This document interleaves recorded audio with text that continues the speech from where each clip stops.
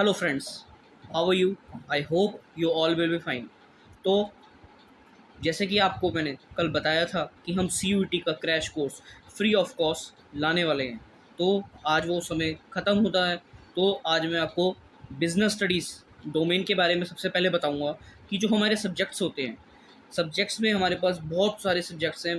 Domain domain को मतलब ही क्या कहते हैं, एक स्पेसिफिक सब्जेक्ट। तो हमारे पास ऐसे बहुत सारे सब्जेक्ट हैं, लेकिन आज जो हमारे चैनल पे यश की शिक्षा, इस पर हम लेकर आए हैं सबसे पहला डोमेन, बिजनेस स्टडीज़ डोमेन। तो बिजनेस स्टडीज़ डोमेन में ऐसा कुछ नहीं है कि बाहर से आएगा, ये आएगा, वो आएगा। लोगों ने अपने आप को एक क्या बना रखी है, अपने लिए एक कन्फ्यूज़न बना रखी है। ऐसा कुछ भी नहीं है, नॉर्मल आएगा। आपकी जो 12th क्लास में आपने स्टडी करी है उसी से रिलेटेड आएगा, ठीक है। तो ऐसे घबराने वाली कोई बात नहीं है। तो आज हम अपना स्टार्ट करते हैं। ये मेरे हैंड रिटन नोट्स हैं, ये नोट्स आपको कहीं भी अवेलेबल नहीं होंगे, ठीक है। तो ये मेरे हैंड रिटन नोट्स है जो मैंने अपने हाथों से बनाए हैं। तो आप इन्हीं की हेल्प लें और एक बार NCERT को देख सकते हैं। बाकी मैं आपको गारंटी देता हूँ कि आपको कोई ज़रूरत नहीं पड़ेगी, ठीक है। तो जैसे कि पेपर हमारे चल रहे हैं, टाइम हमारे पास बहुत कम है, तो हम एक ही वीडियो में फुल चैप्टर को कवर करेंगे, ठीक है। अगर आपको कहीं पे भी दिक्कत आती है तो आप मुझे कमेंट कर सकते हैं। डिस्क्रिप्शन में मेरा नंबर दिया हुआ है, आप मुझसे कॉल करके पूछ सकते हैं। फिर भी आपको कोई दिक्कत आती है तो आप मुझे मेल कर सकते हैं। मैं ये सारे ऑप्शंस आपके लिए अवेलेबल हैं। तो ज़्यादा टाइम ना वेस्ट करते हुए, मैं ये बात मैंने आपको आज फर्स्ट डे बताई है, मैं नेक्स्ट वीडियोस में कभी भी यह बात आपसे शेयर नहीं करूँगा। तो याद रखिएगा, अगर आपको कोई भी डाउट होता है तो आप कमेंट बॉक्स में मुझसे पूछ सकते हैं और कॉल कर सकते हैं या फिर मेल कर सकते हैं, ठीक है। तो आज हम अपनी फर्स्ट क्लास को, CUET की क्लास को कंटिन्यू करते हैं। तो सबसे पहला हम बात करते हैं चैप्टर फर्स्ट, बिजनेस का। क्या नाम है इसका? Nature and management of business by Yash की शिक्षा, ठीक है। ये तो हमारा यूट्यूब चैनल का नाम ही है। तो मैनेजमेंट सबसे पहला आता है हमारे पास टर्म, मैनेजमेंट। अब मैनेजमेंट होता क्या है? Management is a process of getting things done with the aim of achieving goal effectively and efficiently. Management होता क्या है? मैनेजमेंट एक प्रोसेस होता है जिसके थ्रू हम अपनी चीज़ों को करते हैं, मैनेज करते हैं। हमारा मोटिव क्या होता है? हमारा मोटिव एक गोल होता है कि हम चीज़ों को क्या करें, इफेक्टिवली। सबसे पहले हम मीनिंग जानते हैं इफेक्टिवली और एफिशिएंटली का क्या होता है। इफेक्टिवली का मतलब होता है doing the task on time. जो भी हमारे को कार्य मिला है, जो भी हमारा टास्क है, हम उसको क्या करें, टाइम पर कंप्लीट करें। उसके बाद सेकंड, एफिशिएंट का मतलब क्या होता है? Focus on time and result. Focus on time and result मतलब, अब मैनेजमेंट का मतलब हमारे को समझ आ रहा होगा थोड़ा थोड़ा। तो मैनेजमेंट एक प्रोसेस है जिसके अंदर हम क्या करते हैं, हमारे को कोई टास्क मिलता है, हम उस टास्क को टाइम पर कंप्लीट करते हैं और पूरा करते हैं, कंप्लीट करते हैं। हमारा मेन मोटिव ये नहीं है कि हमने टास्क तो पूरा कर लिया लेकिन उसमें टाइम ज़्यादा लग गया, या टाइम पर तो हो गया लेकिन उसका एंड रिजल्ट कुछ भी नहीं निकला। तो हमारा दो चीज़ों पे मेन फोकस होना चाहिए। हमारा जो काम है वो कैसा होना चाहिए, इफेक्टिवली और एफिशिएंटली, ठीक है। उसके बाद हम फीचर्स पे चलते हैं कि हमारे मैनेजमेंट के फीचर्स क्या होते हैं। सबसे पहला आता है, management is a goal oriented process. नाम से ही समझ आ रहा होगा, गोल ओरिएंटेड मतलब गोल से रिलेटेड। तो इसमें पढ़ते हैं हम, as it helps to achieve organization goal, management unites the effort of different individual in the organization towards achieving this goals. इसका मतलब क्या है? मैनेजमेंट एक गोल ओरिएंटेड प्रोसेस है। मैनेजमेंट का मतलब ही ये है कि सभी को, सभी वर्कर्स को, सभी स्टाफ को साथ में लेकर काम करना, ताकि एक गोल को क्या कर सके, हम अचीव कर सके। पहला समझ आ गया। उसके बाद हम सेकंड पे चलते हैं, management is group activity. Group activity का मतलब, ये ग्रुप एक्टिविटी है, ये टीम पर फोकस करता है ना कि इंडिविजुअल्स पर। As it focuses on team rather than individual. तो ये क्या करता है, टीम पर फोकस करता है ना कि इंडिविजुअल्स पर। तो टीम होगी तो काम हमारा जल्दी होगा, अच्छा होगा, ठीक है। और इंडिविजुअल इंडिविजुअल क्या कर सकता है, कुछ भी नहीं कर सकता। तो टीम होगी तो हम अपने गोल को अचीव कर पाएंगे। वरना क्या होगा, सारे लोग इधर उधर, कोई अपना काम कर रहा होगा, कोई कुछ कर रहा होगा, कोई कुछ कर रहा होगा, उससे हमारा गोल अचीव नहीं हो पाएगा। तो इसलिए management is a group activity. उसके बाद नेक्स्ट स्लाइड पे चलते हैं हम। नेक्स्ट स्लाइड में क्या कहता है, management is a intangible force. Intangible force का मतलब, ये एक ऐसा फोर्स है जिसको हम सीन नहीं कर सकते लेकिन हम महसूस कर सकते हैं, फील कर सकते हैं। जब क्या होगा, हम कोई काम कर रहे हैं और हमें उसका रिजल्ट मिल जाएगा तो हमारे को पता चल जाएगा कि हमने क्या यूज़ करा है उसमें, मैनेजमेंट।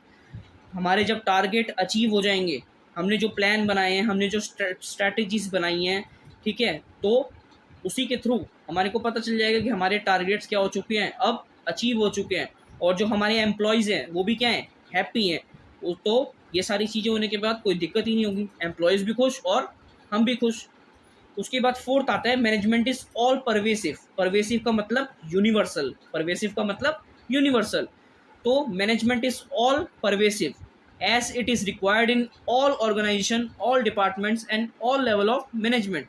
मतलब जो मैनेजमेंट है वो हर जगह उसकी रिक्वायरमेंट होती है, चाहे स्कूल हो, चाहे कॉलेज हो, चाहे कोई ऑर्गेनाइजेशन हो, चाहे कोई डिपार्टमेंट हो, चाहे कोई लेवल ऑफ मैनेजमेंट हो, हर जगह हमारे को क्या यूज़ करना पड़ता है, मैनेजमेंट। उसके बाद फिफ्थ पे आते हैं, management is a multi dimensional. Multi dimensional का मतलब क्या होता है कि ये मल्टी डायमेंशन, हम इसको कहीं पर भी यूज़ कर सकते हैं, हर जगह यूज़ कर सकते हैं। जैसे at it is involves management of work, people and operation. अब जो लोग हैं वो क्या काम कर रहे हैं, तो क्या आएंगे उसमें, वर्क आ गया हमारा। कौन कर रहा है, पीपल कर रहे हैं, और क्या कर रहे हैं, काम कर रहे हैं, तो वो किस में आ गया, ऑपरेशन में आ गया। तो हमारा जो मैनेजमेंट है वो क्या है, मल्टी डायमेंशनल। उसके बाद सिक्स पे आते हैं हम, management is a continuous process. Continuous process क्या मतलब, मैनेजमेंट एक ऐसा प्रोसेस है जो कि नेवर एंडिंग है, जो कि कभी ख़त्म नहीं होता। अब हम सपोज़, अब हम ट्वेल्थ क्लास में आए, ट्वेल्थ क्लास में आने के बाद हमने एक टारगेट बनाया कि भाई हम 90% हमारे को स्कोर करना है। तो सबसे पहले हमने 90% स्कोर करने की स्ट्रेटजीज़ बनाई, प्लान बनाया। हमने ऐसे काम किया कि हम सुबह जल्दी उठेंगे, रोज़ पढ़ाई करेंगे, ठीक है, अपना वर्क को कंप्लीट रखेंगे, ये सारी हमने स्ट्रेटजीज़ बनाई। हमने 90% स्कोर कर भी लिया, लेकिन उसके बाद भी मैनेजमेंट का रोल ख़त्म नहीं होता, मैनेजमेंट उसके बाद भी कंटिन्यू होती है। तो कहने का मतलब ये है कि मैनेजमेंट क्या है, एक कंटिन्यूस प्रोसेस। अब हम पढ़ के देखते हैं, it says that management is a continuous और never ending function. All the functions of management are performed continuously. अब प्लानिंग है, प्लानिंग भी हम क्या करते रहते हैं, करते ही रहते हैं, करते ही रहते हैं। एक टास्क खत्म होता है तो नेक्स्ट, ठीक है। ऑर्गेनाइजिंग, स्टाफिंग, डायरेक्टिंग, कंट्रोलिंग, ये सारे ऐसे ही चलते रहते हैं। उसके बाद हम सेवन्थ पे आते हैं, management is a dynamic function. Dynamic का मतलब डिफरेंट, ठीक है। तो management is a dynamic function as it adopt itself to just change environment, and organization interacts with the external environment, and in order to be successful it must change according to the needs of environment. तो management क्या है, एक dynamic function. अब क्या होता है, suppose हमने हमने जैसे मैंने आज एक टी शर्ट पहन रखी है, तो आज इस टी शर्ट का ट्रेंड है, कल सपोज कि मार्केट में बूम आ जाए और इसका ट्रेंड क्या हो जाए, चेंज हो जाए। जैसे अभी इसमें लाइंस आ रही हैं, कुछ डिज़ाइंस वगैरह बने हैं, तो इन फ्यूचर अगर ये प्लेन हो जाती है तो मैनेजमेंट का काम ये है कि मैनेजमेंट उसको अडॉप्ट कर ले, जो चेंज आ रहे हैं मार्केट्स में उसको क्या कर ले, अडॉप्ट कर ले। तो इसी का मतलब क्या है, management is a dynamic function. अगला आता है हमारे पास ऑब्जेक्टिव्स ऑफ मैनेजमेंट। तीन तरीके के ऑब्जेक्टिव होते हैं हमारे पास, three objectives, organizational, social, personal. Organization में क्या आता है, पहला सर्वाइवल, प्रॉफिट और ग्रोथ, ठीक है, ये तो हमने पढ़ लिया शॉर्ट में। अब इसकी डिटेल्स पढ़ते हैं हम नेक्स्ट स्लाइड में। नेक्स्ट स्लाइड में हम सबसे पहले बात करते हैं ऑर्गेनाइजेशनल स्ट्रक्चर या फिर इकोनॉमिक ऑब्जेक्टिव। अब ऑर्गेनाइजेशनल ऑब्जेक्टिव मतलब कि एक ऑर्गेनाइजेशन है, उसके कुछ ऑब्जेक्टिव होते हैं, वो किस तरीके से काम करती है, उसको क्या ग्रोथ होती है, उसका क्या प्रॉफिट होता है, उसके बारे में हम पढ़ेंगे। सबसे पहला आता है हमारे पास सर्वाइवल। सर्वाइवल में मतलब कि एक ऑर्गेनाइजेशन है, एक जो फर्म है, उसको कम से कम मिनिमम रिवेन्यू तो अर्न करना ही है, ताकि वो क्या कर सके, अपनी कॉस्ट को कवर अप कर सके और मार्केट में क्या कर सके, सरवाइव कर सके। अब एक सेलर है, तो वो क्या है, सामान बेच रहा है। अगर वो सामान को ज़्यादा सस्ते में बेचेगा, जितनी उसको कॉस्ट आ रही है उससे कम में बेचेगा, तो क्या होगा, उसको लॉस होगा। तो वो अपनी कॉस्ट को कवर अप नहीं कर पाएगा, और कुछ दिन बाद क्या होगा, वो मार्केट छोड़कर चला जाएगा, अपनी दुकान बंद कर देगा। तो सर्वाइवल के लिए सबसे पहला क्या, एक ऑर्गेनाइजेशन जिसके अंदर रिवेन्यू अर्न, इतना रिवेन्यू अर्न करो ताकि हम क्या कर सकें, अपनी कॉस्ट को क्या कर सकें, कवर अप कर सकें, और मार्केट में कुछ समय तक, जब तक हमारी रेपुटेशन नहीं बन जाती तब तक हम सर्वाइव कर सकें। उसके बाद सेकंड आता है प्रॉफिट। प्रॉफिट एक ऑर्गेनाइजेशन के लिए सबसे इम्पॉर्टेंट होता है। ये नहीं कि हमारा मेन मोटिव प्रॉफिट कमाना ही है, बल्कि हमारा प्रॉफिट कमाना अपनी कॉस्ट को कवर करना और अपने रिस्क को, जैसे सडनली हमारे बिजनेस को कुछ हो गया या कोई कैलामिटीज़ आ गई, अर्थक्वेक आ गया, फ्लडिंग आ गई, तो उस टाइम तक हमारे को जो हमारा प्रॉफिट है वही हमारी हेल्प करता है, वही हमारा एक सोर्स होता है जिसके थ्रू हम क्या कर सकते हैं, मार्केट में सर्वाइव कर सकते हैं। तो profit are essential to cover cost and risk of business. Businessman जो भी कुछ करता है उसके लिए ये क्या होता है, उसका रिवॉर्ड। उसके बाद थर्ड पे चलते हैं, ग्रोथ मैनेजमेंट का। अब एक ऑर्गेनाइजेशन है, उसकी ग्रोथ कैसे पता चलेगी हमारे को, जब उसकी सेल्स टर्नओवर, उसकी सेल्स सपोज 30 लाख है, अगले साल उसने टारगेट बनाया था कि मेरी क्या होनी चाहिए 50 लाख, तो उसकी 50 लाख हो गई, उसने ग्रोथ की, ठीक है। तो इससे हमारे को पता चलेगा कैपिटल इन्वेस्टमेंट, वो कितनी कैपिटल लगा रहा है। सपोज उसने पहले 30 लाख लगाई, अब 50 लाख लगाई, तो उसकी कैपिटल क्या हो गई, इंक्रीज हो गई। तो मतलब इंक्रीज होने का मतलब कि उसमें उसकी ऑर्गेनाइजेशन में क्या हो रही है, ग्रोथ हो रही है। उसके बाद number of employees, number of products, इन सब चीज़ों पे डिपेंड करती है हमारी ऑर्गेनाइजेशन की ग्रोथ। उसके बाद हम सेकंड ऑब्जेक्टिव पे चलते हैं, सोशल ऑब्जेक्टिव। अब एक ऑर्गेनाइजेशन अपना सारा काम कहाँ से करती है, सोसाइटी की मदद से, ठीक है। सोसाइटी में से ही वो रॉ मटेरियल लेती है, ठीक है। सोसाइटी में से ही उसके कस्टमर्स आते हैं, सारी चीज़ें कहाँ से होती है, सोसाइटी। तो उसको बदले में सोसाइटी का कुछ कहना मानना पड़ता है, उनके सोशल, उनके ऑब्जेक्टिव के बारे में ध्यान रखना पड़ता है। तो इसमें पढ़ते हैं, पहला, using environment friendly method of production. अब प्रोडक्शन ऐसा करें कि इन्वायरमेंट फ्रेंडली हो, उसमें से कोई पोल्यूशन ना हो, कोई वेस्ट ना हो, ठीक है। अवॉइड अनफेयर ट्रेड प्रैक्टिसेस, जितनी भी सारी अनफेयर ट्रेड प्रैक्टिसेस हैं उनको अवॉइड करना, उनको हटाना, ठीक है, उनका यूज़ ना करना।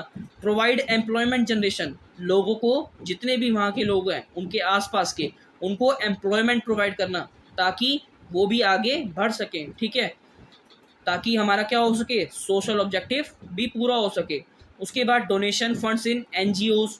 अब डोनेशन देना एनजीओज में, अगर हमारी ऑर्गेनाइजेशन प्रॉफिट कमा रही है, अच्छा प्रॉफिट उसको हो रहा है, तो एक पार्ट एनजीओ की डोनेशन फंड में भी देना चाहिए। Providing basic amenities like school, hospitals. अब ऑर्गेनाइजेशन तो हमने खोल ली, हमारे को प्रॉफिट भी हो रहा है, किसकी मदद से, सोसाइटी की मदद से, ठीक है।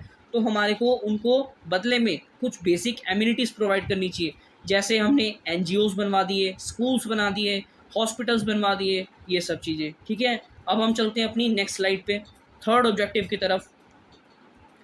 थर्ड जो ऑब्जेक्टिव हमारे को क्या कहता है, पर्सनल ऑब्जेक्टिव। अब जो हमारे यहाँ काम करने वाले एम्प्लॉयज़ हैं उनके बारे में भी हमारे को सोचना पड़ेगा, ठीक है। तो पर्सनल ऑब्जेक्टिव में क्या आता है, personal objective of management concern with satisfying जो एम्प्लॉयज़ की नीड्स हैं, ठीक है, जो उनकी फाइनेंशियल नीड्स हैं, जिसके लिए एम्प्लॉयज़ काम कर रहे हैं, तो उनकी उनकी ज़रूरतों को भी ध्यान में रखना, उनको भी पूरा करना। उनकी फाइनेंशियल नीड्स, सोशल नीड, मान लो किसी के बच्चे की तबीयत ख़राब है, किसी एम्प्लॉय की, तो उसकी हेल्प करना, ठीक है।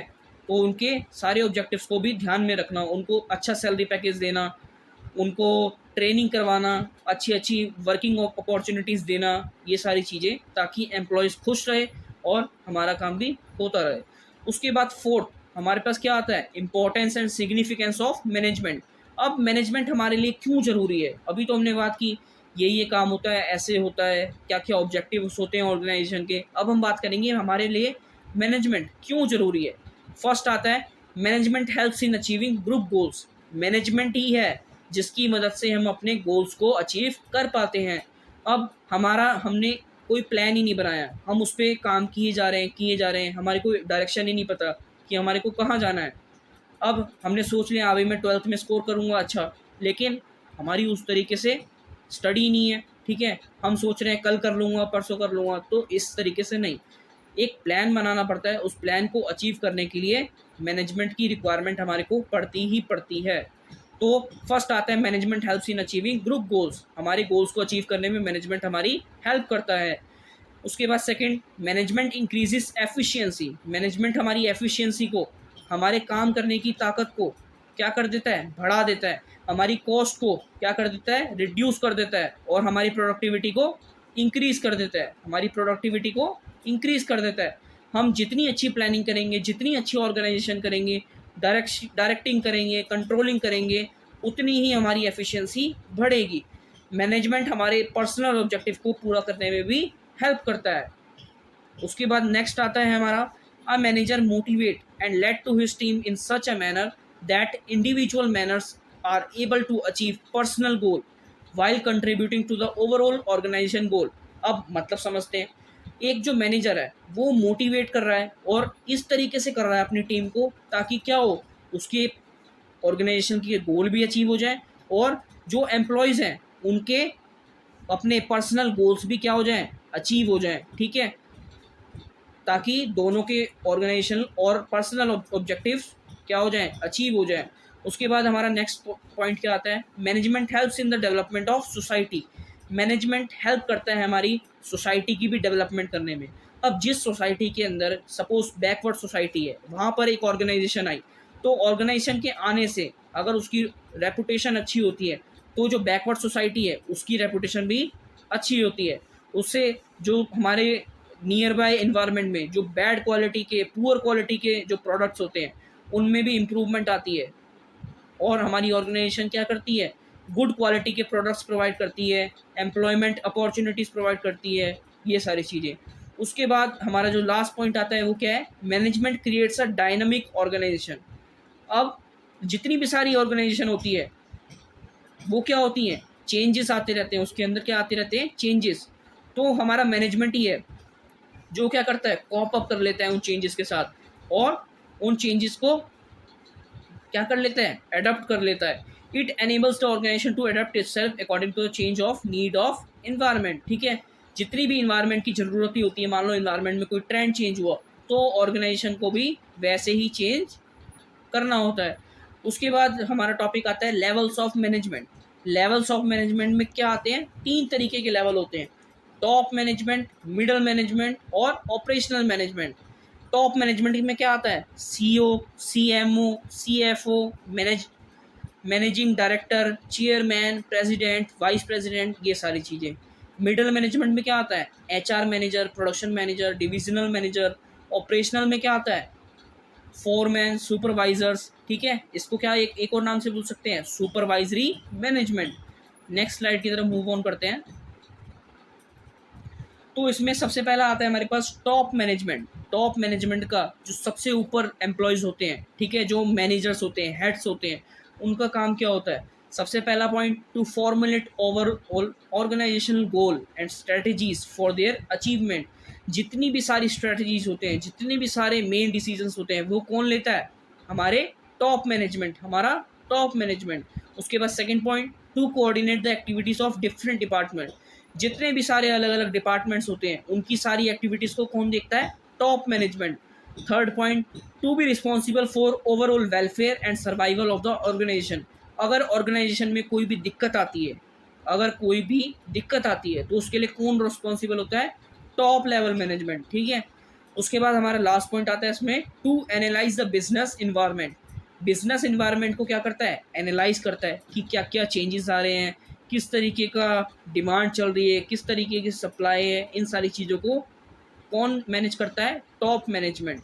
उसके बाद आते हैं हम सेकंड पे, मिडल मैनेजमेंट। मिडल मैनेजमेंट का काम, first point, to interpret the policies.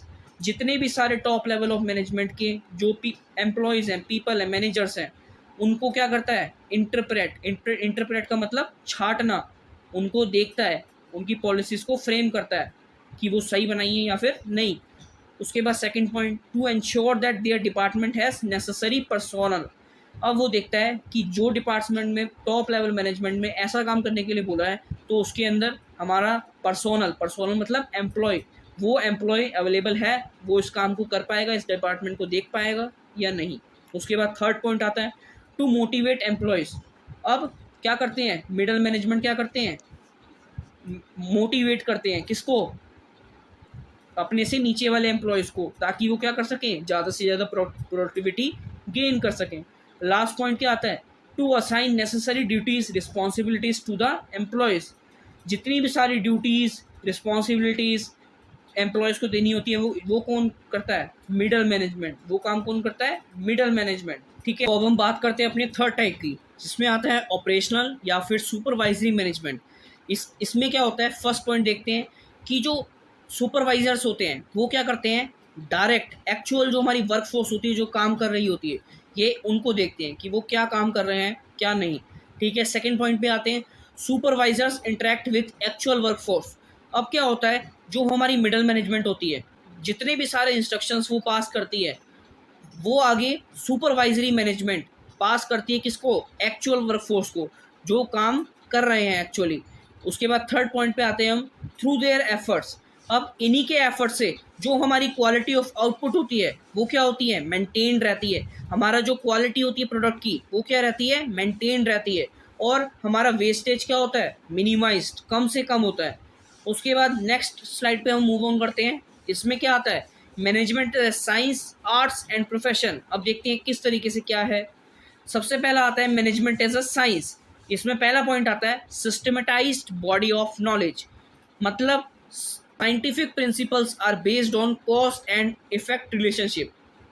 अब मैनेजमेंट के अंदर कुछ प्रिंसिपल्स होते हैं, ठीक है। सिस्टमेटाइज बॉडी ऑफ नॉलेज एक सिस्टमैटिक तरीका होता है, ठीक है, उसी के थ्रू हम अपनी बात को कह सकते हैं। तो पहला पॉइंट हमने अभी बात की, साइंटिफिक प्रिंसिपल्स ये जितने भी होते हैं कॉज एंड इफेक्ट रिलेशनशिप पे बेस होते हैं। कोई भी बात हम कर रहे हैं उसका कुछ कारण होगा, और अगर हम वो कर रहे हैं तो उसका कुछ इफेक्ट भी होगा, ठीक है। तो पहला पॉइंट। उसके बाद दूसरा पॉइंट क्या कहता है? Management has systematise body of knowledge as it has own theory and principles that have developed over period of time. अब क्या होता है? मैनेजमेंट एक सिस्टमेटाइज बॉडी ऑफ नॉलेज है, ये तो आपको पता चल ही गया। ऐसा क्यों? क्योंकि इसकी खुद की थ्योरी होती है और खुद के प्रिंसिपल्स होते हैं, जिनको हम टाइम टू टाइम क्या कर रहे हैं? डेवलप्ड कर रहे हैं, ठीक है। क्या कर रहे हैं? डेवलप कर रहे हैं। तो हमारा थर्ड फंक्शन क्या आता है? Thus this feature of science is present in management. ऐसे ही जिस तरीके से साइंस में ऐसा काम होता है, इस तरीके से ही मैनेजमेंट के प्रिंसिपल्स भी क्या करते हैं? वर्क करते हैं। उम्मीद करता हूँ आपको समझ आ गया होगा। नेक्स्ट पॉइंट की बात करते हैं हम, प्रिंसिपल्स बेस्ड ऑन एक्सपेरिमेंट्स। अब कुछ ऐसे प्रिंसिपल्स होते हैं जो कि एक्सपेरिमेंट्स पर बेस होते हैं, ठीक है। पहला point, scientific principles are the first developed through observations and then tested through repeated experiments. अब कुछ साइंटिफिक प्रिंसिपल्स ऐसे होते हैं जिनको डेवलप तो कर दिया, किसकी मदद से? ऑब्जर्वेशंस की मदद से, और बार बार रिपीटेड एक्सपेरिमेंट उनको करके देखा। तो इसी तरीके से हमारे मैनेजमेंट के प्रिंसिपल्स हैं, वो डेवलप्ड हुए हैं किसकी मदद से? ऑब्जर्वेशन की मदद से। उसको क्या करा है? बार बार टेस्ट करके देखा है, ठीक है। तो मैनेजमेंट के जो प्रिंसिपल हैं वो डिराइव तो हुए हैं, और मैनेजमेंट के जो सारे प्रिंसिपल हैं वो किस पर अप्लाई होते हैं? ह्यूमन बींग्स पर। लेकिन उनका आउटकम एक्यूरेट निकल कर नहीं आता। ऐसा क्यों? अब हम कोई काम तो कर रहे हैं, ठीक है, लेकिन कभी कभार क्या होता है, ऐसी कुछ मिस्टेक हो जाती है जिसकी वजह से हमारा जो आउटकम है वो एक्यूरेट नहीं आ पाता।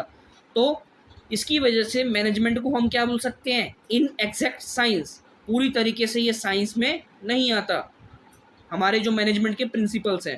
थर्ड पॉइंट पे आते हैं, यूनिवर्सल वैलिडिटी। अब जो साइंटिफिक प्रिंसिपल्स होते हैं वो क्या होते हैं? Universal validity. उनको एक मान्यता मिली होती है, ठीक है, कि वो क्या है? Universally applied. उसको कोई भी मना नहीं कर सकता, वो हर जगह अप्लाई होते हैं। तो second point, principle of management में क्या होता है? इसको हम डिफरेंट सिचुएशंस के हिसाब से यूज़ कर सकते हैं। अपनी सिचुएशन के हिसाब से हम इसको मॉडिफाई भी कर सकते हैं। किसको? साइंटिफिक प्रिंसिपल्स को। Thus application of principles of management is not universal. इसी तरीके से अगर हम प्रिंसिपल्स ऑफ मैनेजमेंट की बात करेंगे तो हम इसको यूनिवर्सल नहीं है, हम इसको हर जगह अप्लाई नहीं कर सकते। क्यों? क्योंकि ये क्या है, अब हमारी सिचुएशन चेंज हुई तो हम इस प्रिंसिपल को चेंज नहीं कर सकते, क्योंकि ये यूनिवर्सल नहीं है। तो कंक्लूजन क्या निकलता है इससे? कि जो मैनेजमेंट है वो क्या है? इन एग्जैक्ट साइंस, ठीक है। तो सेकंड की बात करते हैं हम, मैनेजमेंट एज एन आर्ट्स। अब मैनेजमेंट आर्ट्स कैसे है? सबसे पहला point, existence of theoretical knowledge. अब आपने आर्ट्स में देखा होगा जो सारे सोशल साइंस के सब्जेक्ट्स वगैरह होते हैं, सिविक्स, हिस्ट्री, पोल साइंस, ये सारे, तो इनमें क्या होती है, थियोरिटिकल नॉलेज, ठीक है। तो any art shows the existence of theoretical knowledge, there is a lot of literature available in various areas of management. अब इसी तरीके से मैनेजमेंट में भी ऐसी बहुत सारी थ्योरीज होती हैं, ठीक है, जिसके अंदर थियोरिटिकल नॉलेज प्रेजेंट होती है, तो यहाँ पर ये अप्लाई हो रहा है। उसके बाद सेकंड पॉइंट हम देखते हैं, पर्सनलाइज्ड एप्लीकेशन। पर्सनलाइज्ड एप्लीकेशन, तो फर्स्ट पॉइंट क्या आता है, the use of this basic knowledge varies from individual to individual. अब मेरे को कोई चीज़ आपने समझाई, सपोज मैं आपको पढ़ा रहा हूँ, आपने समझ लिया, तो आप उसको थोड़ा सा चेंज करके भी बता सकते हैं, ठीक है। तो हमारा अब क्या है, ये पर्सनलाइज्ड एप्लीकेशन, हमने किसी से समझा, अब हम उसको अपने वे में चेंज कर कर बता रहे हैं, ठीक है, समझ आ गया। उसके बाद सेकंड पॉइंट पे आते हैं हम, the manager applies his knowledge of scientific methods to a given situation और a problem in a personalized and unique manner. Science में इसी तरीके से होता है। अब मैनेजमेंट में, अब जो मैनेजर होता है उसको सारी चीज़ें पता है, सारे प्रिंसिपल्स पता है, तो वो प्रिंसिपल्स को अपनी सिचुएशन के हिसाब से क्या कर सकता है, चेंज कर सकता है, ठीक है। होता है, art involves the continuous practice of existing theoretical knowledge and arts involves creativity. अब जितनी भी हमारी आर्ट है, इसमें क्या है, कंटिन्यूस प्रैक्टिस की हमारे को जरूरत होती है, हम बार बार थ्योरी को रिवाइज करना पड़ता है, ठीक है, वरना हम क्या होते हैं, उसको भूल जाते हैं।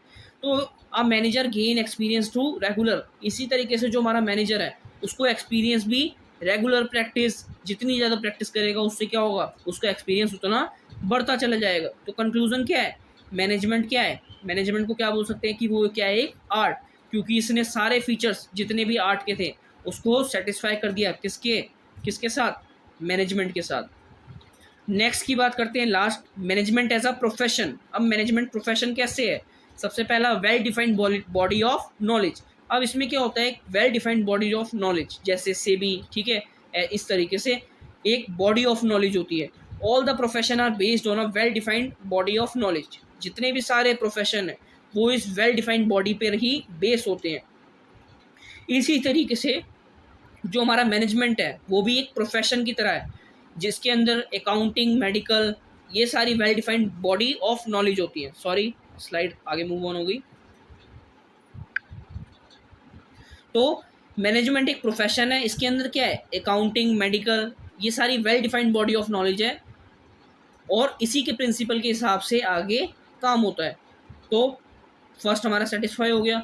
उसके बाद second, restricted entry. Restricted entry, the entry of a profession is restricted. अब हमारे को ऐसे ही कोई भी प्रोफेशन नहीं अपना सकते, हमारे को क्या होता है, उसके लिए एक एजुकेशन, उसके लिए एक एंट्रेंस एग्ज़ाम या फिर डिग्री लेनी पड़ती है, तभी हम क्या कराएंगे, प्रोफेशनल, ठीक है।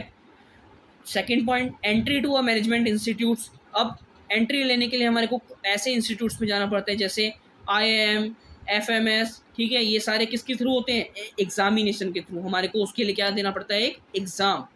तो प्रोफेशन की तरह ही ऐसी कोई रिस्ट्रिक्शन नहीं होती, जबकि जब हम किसको चुनते हैं, मैनेजर को, मैनेजर चुनने के टाइम पर ऐसी कोई रिस्ट्रिक्शन नहीं होती कि उसने ये डिग्री करी होनी चाहिए, वो इस इंस्टीट्यूट से आना चाहिए, ऐसा कुछ रिस्ट्रिक्शंस नहीं होती, ठीक है। तो नेक्स्ट स्लाइड पे मूव ऑन करते हैं।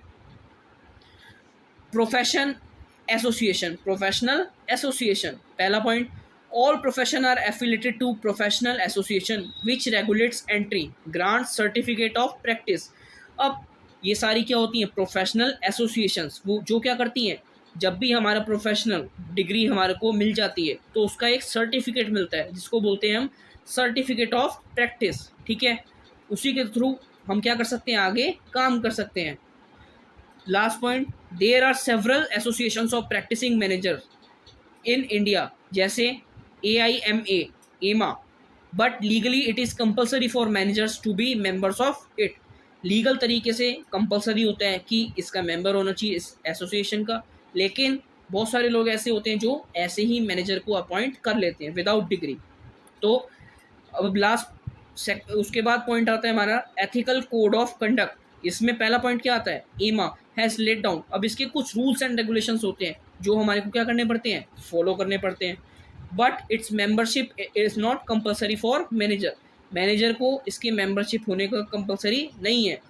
मेंबरशिप मतलब इसका मेंबर होना कंपल्सरी नहीं है, बट इसके जो सारे रूल्स एंड रेगुलेशंस हैं वो कौन फॉलो करेगा? मैनेजर, ठीक है। अब लास्ट पॉइंट पे आते हैं हम, सर्विस मोटिव। सर्विस मोटिव में पहला point, the basic motive of management in organisation is profit maximisation. जो मैनेजमेंट का मेन मोटिव है क्या है? प्रॉफिट मैक्सिमाइजेशन, अपने प्रॉफिट को मैक्सिमाइज करना, लोगों को ध्यान में रखते हुए। कंक्लूजन क्या आता है? मैनेजमेंट हमारी फुल फ्लेड प्रोफेशन नहीं है। क्यों? क्योंकि जो legal, accounting, because it does not meet the exact criteria of a profession. Profession में एक डिग्री चाहिए होती है मैनेजर को, लेकिन जो भी प्रोफेशन को क्या कर रहा है? परस्यू कर रहा है, लेकिन मैनेजर को ऐसी कोई डिग्री की कंपलसरी रिक्वायरमेंट नहीं होती, ठीक है। तो ये इसमें डिफरेंस हो गया। उसके बाद लास्ट टॉपिक पे आते हैं हम, कोऑर्डिनेशन। कोऑर्डिनेशन क्या होता है? It is a process by which activities of different departments are synchronised to ensure unity of action. Coordination, coordination मतलब मेल जोल, ठीक है। तो क्या मतलब? एक प्रोसेस जिसके थ्रू हम सारी एक्टिविटीज़, सारे डिपार्टमेंट की एक्टिविटीज़ को करते हैं, एक किसके साथ? यूनिटी ऑफ एक्शन, सारे मिलजुल कर करते हैं, ठीक है। यही हो गया कोऑर्डिनेशन का मतलब। अब इसके अंदर आते हैं nature, characteristics and features of coordination. पहला क्या आता है? Coordinate integrates group efforts. अब क्या करता है? कोऑर्डिनेशन का मतलब हमने समझा, कोऑर्डिनेट करना, आपस में एक दूसरे को सहयोग करना। तो इसमें जो सारे एम्प्लॉयज़ होते हैं वो क्या करते हैं? एक ग्रुप एफर्ट से काम करते हैं, ठीक है, ताकि कॉमन गोल्स को क्या कर सके? अचीव कर सकें। सेकेंड पॉइंट, ये क्या करता है? यूनिटी ऑफ एक्शन को इंश्योर करता है। कैसे? एक फोर्स, एक क्या करता है? बाइंडिंग फोर्स बना देता है डिपार्टमेंट्स के बीच में, कि ये डिपार्टमेंट इससे अटैच होगा, ये इतना काम करेगा, ये ऐसे करेगा। तो उससे क्या होता है? सारे डिपार्टमेंट्स आपस में कनेक्टेड हो जाते हैं, कोऑर्डिनेट हो जाते हैं। Third point, coordination is a continuous process. क्या होता है? प्लानिंग स्टेज से हमारा कोऑर्डिनेशन स्टार्ट होता है और कंट्रोलिंग पर ख़त्म होता है। तो इसी तरीके से फिर दोबारा प्लानिंग, फिर दोबारा लास्ट स्टेप कंट्रोलिंग, तो इसी तरीके से ये चलता रहता है, कंटिन्यूस प्रोसेस है। उसके बाद फोर्थ पॉइंट आता है, coordination is a pervasive function. ये क्या है? हर जगह एप्लीकेबल होता है, हर लेवल ऑफ मैनेजमेंट में, हर डिपार्टमेंट में हमारे को कोऑर्डिनेशन की ज़रूरत पड़ती है। तो कोऑर्डिनेशन हमारे को करना चाहिए।